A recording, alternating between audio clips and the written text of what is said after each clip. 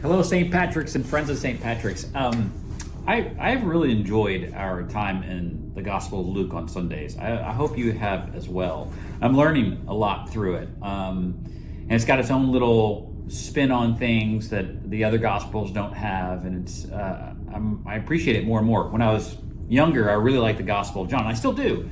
But Luke has some very unique stories and sections. Last Sunday, we talked about when Jesus begins his ministry. And one of the aspects we saw how this might apply to you and me is overcoming sin. Sin has this way of affecting us that makes it feel like we're in a prison.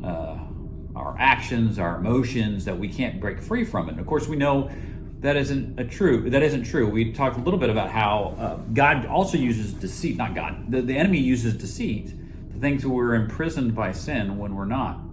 And yet there is an aspect of where we're not free completely. Like, sin is all around us. I mean, just look at the fact that the people around, as much as we want to have a good day, sometimes our own family members or coworkers or friends drag us down. I want to point out something about this passage in Luke that we covered this past Sunday. That was where Jesus reads from the prophet Isaiah, and there's something very curious in his quote as he kind of preaches this little sermonette. He ends at a very curious spot. If you read in Isaiah 61 where he quotes from, he ends at to proclaim the year of the Lord's favor. But there is another line that finishes that little verse, and it says, "And the day of vengeance of our God." So Jesus very subtly makes the point that the part of the scripture he was fulfilling in that moment was all the way up into that point, which makes sense, right? Because the day of vengeance of our God hasn't come yet.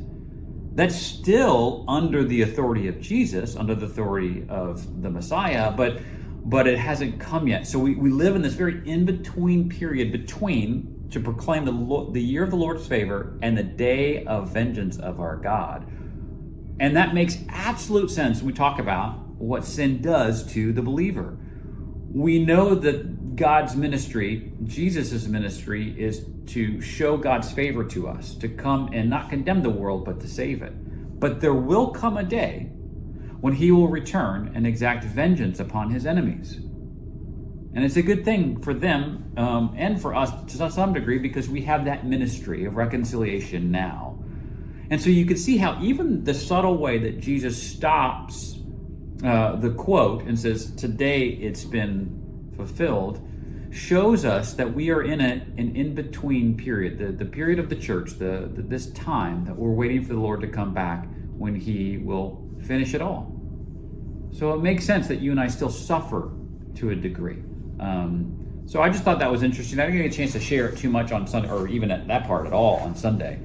It was in my notes, but I thought, sermon's getting long. But I wanted to share that with you, maybe as an encouragement or an explanation, proof as to why we are in this the way we are. This Friday, we've got our church family compline. It's the first time we've done it, and I'm very curious as how this will go. I think everyone will enjoy it. It's one more way that you and I can get to know each other a little bit better and create these rhythms as a church community to be more in the presence of God, of course, but of one another. I really commend you to come this Friday night. It's going to be great. Make sure you bring your own meal. We're going to have desserts and drinks and that sort of thing, but bring some sort of dinner for you and your family. And if you can't make it to this one, put it on your calendar that every last Friday of the month, we're going to do this here in the fellowship hall. Invite your friends, as always, if they've never experienced compline or a night prayer, and it should be a great time together. So we're praying for you guys. Hope you're having a great week, and we'll see you this weekend. God bless.